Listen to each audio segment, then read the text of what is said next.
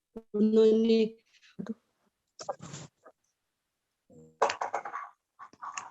महापुरुष अपने आचरण के द्वारा ही संसार के सामने आदर्श प्रस्तुत करते हैं। महाराज जी ने ब्रह्मवाणी को सिर पर रखते हुए पैदल चलकर यह संदेश दिया है कि वाणी के सम्मान के किए बिना आत्मा की जागृति संभव नहीं है, क्योंकि ये ब्रह्मवाणी है, स्वप्निक ज्ञान तो है नहीं, ये चेतन ज्ञान है।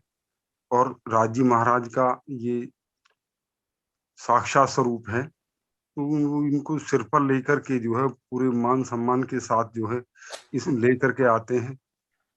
और अपनी रहनी से महाराज जी ने सभी जितने भी वहां पर सुंदर साथ थे उनको ये दिखाया कि जब तक हम ब्रह्मवाणी का मान सम्मान नहीं करेंगे, सेवा पूजा नहीं करेंगे, तो हमारी आत्मा की जागृति भी संभव नहीं है।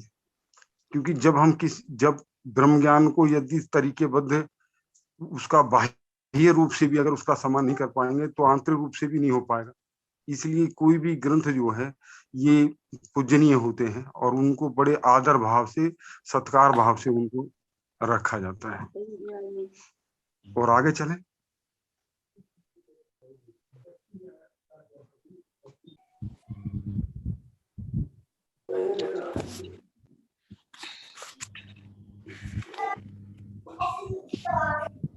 महाराज जी के आदेश पर कुछ ही दिनों में मंदिर के रूप में एक झोंपड़ी बना दी गई।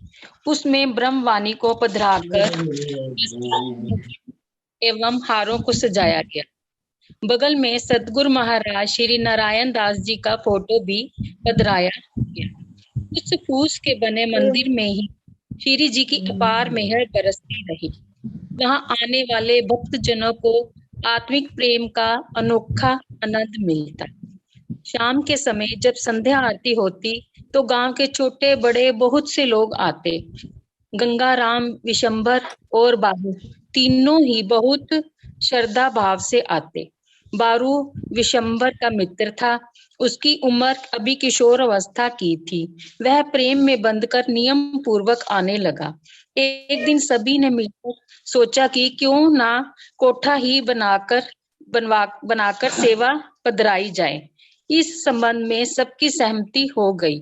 तत्पश्चात कोठा बनाकर ब्रह्मवाणी की सेवा पधराई गई।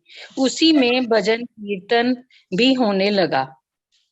विश्व सम्मत 1998 में महाराज जी पाकपतन गए। वहां उन्होंने सब सुंदर साथ से कहा कि भाई यहाँ रहना ठीक नहीं है, आप सभी लोग मेरे पास चलिए। लेकिन किसी ने भी उनकी बातों पर ध्यान नहीं दिया।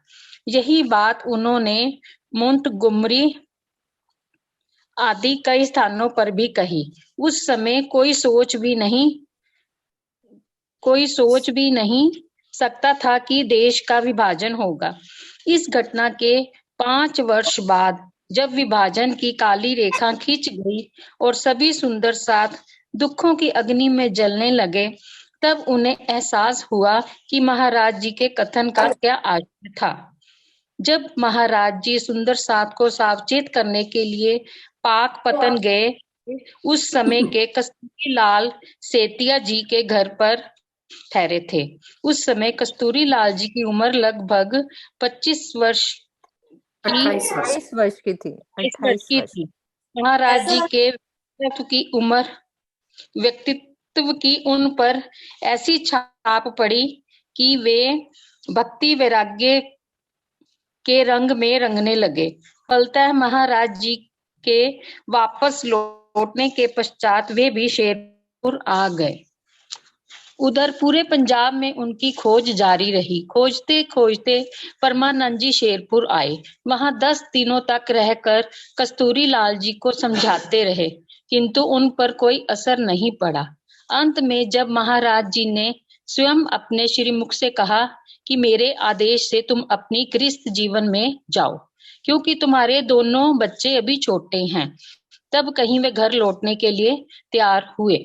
एक बार संयोगवश ऐसी जमात आई जिसमें कई पंथों के साधु संत एवं भक्तजन सम्मिलित थे। ये महात्मा गण अपने ज्ञान एवं भक्ति के तेज के कारण सबके लिए सम्मान के पात्र थे।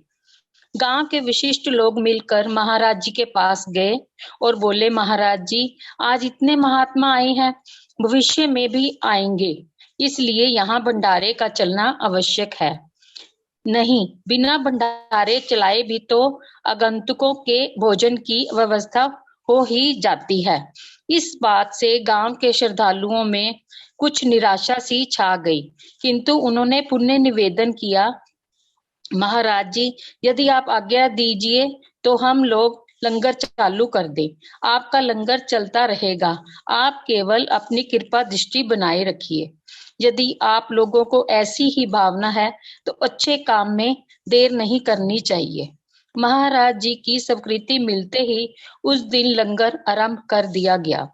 अतिथियों सहित सभी लोगों ने प्रेम पूर्वक भोजन ग्रहण किया। उस दिन से ही हमेशा के लिए लंगर की व्यवस्था कर दी गई। सन 1947 में देश का विभाजन हुआ। लाखों लोगों को पाकिस्तान छोड़कर भारत आने के लिए मजबूर होना पड़ा। उस समय का दृश्य रोंगटे खड़े कर देने वाला था।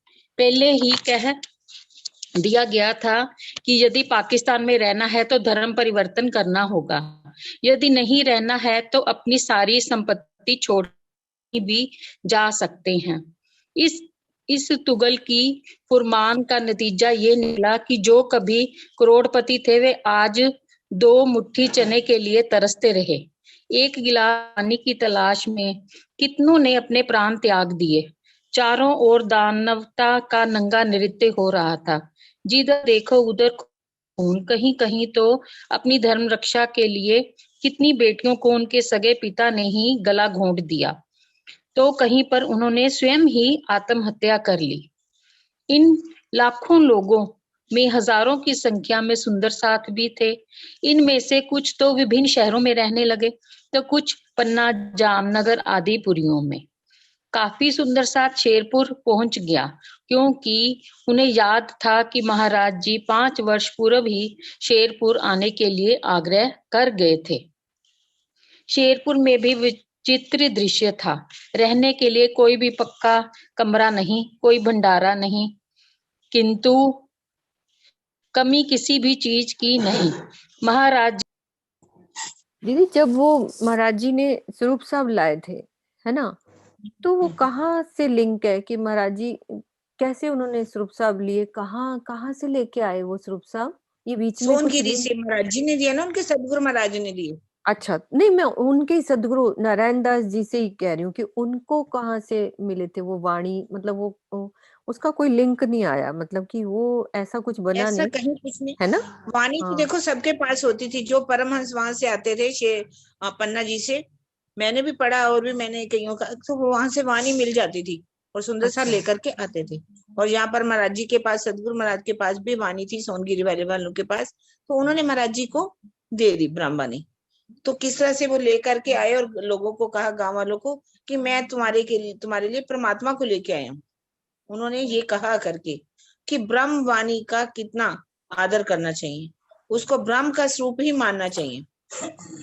आज भी उनके मानने वाले वाणी को तो नीचे रखेंगे महाराज जी की फोटो के ऊपर। महाराज जी की फोटो उनका मानना चाहिए। हम शायद दिल से कितना चाहते हैं तो ये तो राज जी जानते हैं, लेकिन वो उन्होंने तो जब हमें सिखाया कि इस ब्रह्म वाणी को ब्रह्म का ही स्वरूप मान करके उनको ऊपर रखना चाहिए। अगर हम वाणी को उनके पैरों में रख दें और ऊपर लगा दें महाराज जी का स्वरूप, ये हमारे लिए बहुत बड़ी शिक्षा है। समझना चाहिए कि राज जी ने कहा कि बैठे इन इलम में, राज जी हमें कहाँ से मिलेंगे? इस वाणी के द्वारा ही मिलेंगे। वाणी को चरितार्थ करेंगे, उसको जब अपने हृदय में बसाएंगे तभी तो राज जी मिलेंगे, तभी तो राज जी का स्वरूप हमारे हृदय में आएगा ना। सिर्फ हम कहें कि सिर्फ फोटो रख करके उनकी पूजा करते रहें और उनके चरित्र जो वो कहते हैं, यही ना, जो वो कहते हैं वो नहीं करें, तो ये गलत बात। जो वो कहते थे जो उन्होंने कहा हमें वही बात को मानना चाहिए। उन्होंने कहा ये ब्रह्म का स्वरूप है, मैं तुम्हारे लिए परमात्मा लेकर के आया, तो हमें ब्रह्मवाणी को सबसे आगे रखना चाहिए। लक्ष्मी दास का सेठ का जो सूरत के थे, जो आकर के दिल्ली में उनके साथ कितना बड़ा किस्सा हुआ, उनको कहा कि शकुंडल तुम्हारे द्वारा जागृत होगी, पर राज्य ने कहा नहीं, राज्य ने खुद कहा कि तुम्हारे द्वारा जागृत होगी, फिर भी नहीं जगाया शकुंडल को, क्योंकि वाणी में कह दिया इंद्रावती जी के मैं अंगे संगे, इंद्रावती मेरा अंग, जो अंग सौंपे इंद्रावती को, तब मैं प्रेम में खिलाऊं रंग, सुख देऊं सुख लेऊं सुखे जगाऊं साथ, इंद्रावती जी को उपमा मैं दई अपने हाथ। जब वाणी में लिख दिया इंद्रावती जी को ये शोभा है, तो इंद्रावती जी को ही शोभा माननी चाहिए। उन्हीं के द्वारा ही जागनी होनी थी, उन्हीं के द्वारा ही शकुंडल की जागनी हुई, साकुमार की भी जागनी उन्हीं के द्वारा होने वाली है, ऐसा नहीं कि उनके द्वारा, उन्हीं के द्वारा भी हो रही है। ब्रह्मवाणी को हमें मानना चाहिए, और उनके सदगुरु महाराज ने उनको दी थी। दीदी के ये कस्तूरी लाल जी सेठिया हमारे दादाजी का नाम है, हाँ, मुझे नहीं पता पता था मुझे। इसमें। तो हाँ। उन्होंने वो भी काफी सेवा में रहे, पाकिस्तान से आए थे, तो बच्चे छोटे छोटे थे जिस हिसाब से, तो जैसे मेरे बाबूजी बताते हैं, तो उन्होंने किसी बच्चे को नहीं उठाया। मेरे पापा मेरे बड़े होते थे, तो उन्होंने साइकिल पे अपने भाइयों को बिठा लिया। वो कहते मैं कोई बच्चे को नहीं लेके जाऊंगा, मैं तो सिर्फ स्वरूप साहब सिर पे उठा के लेके जाऊंगा। तो वो पूरे रास्ते स्वरूप साहब ही उठा के लेकर सिर पर आए थे। उन्होंने बच्चों की परवाह बहुत नहीं सुंदर की। साथ ऐसे थे जो सिर्फ बहुत वाणी को लेकर के आए, वाणी को लेकर वाणी, आए थे। उन्होंने सोचा वाणी का नादर नहीं होना चाहिए, हमारा दान दौलत पैसा रह जाए तो रह जाए। तो आप तो कहते थे बच्चों को भी छोड़ दिया उन्होंने, लेकिन वाणी को तो लेकर के आए ना। तो हमें बच्चों को आज दीदी भी उस बाबूजी वाणी, बताते थे ना, छोटा बच्चा होता था, पता नहीं बहुत छोटे छोटे होते थे, किसी को नहीं, बाबूजी ने एक ने कंधे पे बिठाया हुआ ऐसे बताते होते थे। वो कहते थे मुझे नहीं चाहिए, चाहिए ही छोड़ जाओ, मैं तो अपने राज्य लेके जाऊंगा। वही सब। ठीक है दीदी, जयकारा लगाओ। जयकारा लगाओ दीदी। कौन में? हाँ जी।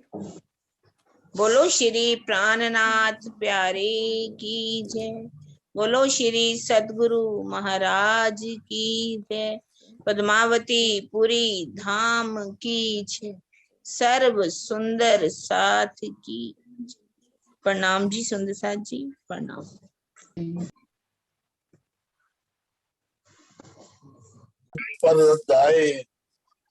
हाँ, एक मिनट सबको म्यूट करके तब बुलवाओ।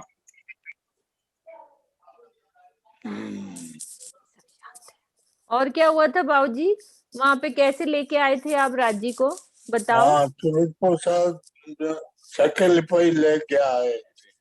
साइकिल पे लेके बाबूजी ने, बड़े बाबूजी ने सिर पर रखे थे। बड़े बाबूजी, दो बच्चे थे, छोटे छोटे बच्चे थे, 10 साल के, उनको भी ले आए थे।